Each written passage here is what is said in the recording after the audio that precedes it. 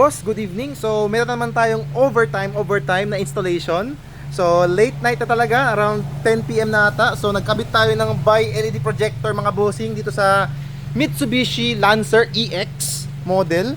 So poging-pogi yan mga boss. So ito yung isa sa pinakamahirap na project na ginawa namin, but we were able to do it. Na-align po namin siya properly. Although sobrang baba po ng bumper niyan, kaya ang hirap habulin ipataas siya. So you were able to do it with high beam feature mga bossing. Pa-high beam boss, pa-high beam. Yan, nag-high beam siya mga bossing.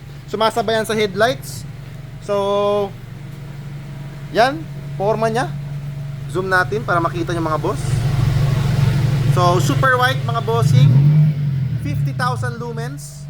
Pwede sa mga rainy season, para malaking tulong po pag nagbiyahe kayo, hindi po kayo mahirapan. So check natin, dashboard, walang error mga bossing. High beam, working. Yan, sumasabay sa headlights mga bossing. As you can see, sobrang lakas ng fog lights, kaya nang tapatan yung headlights. Sorry sa kalat mga bossing kasi overtime na talaga kami. Off natin lahat ng ilaw. So ito mga bossing, fog lights.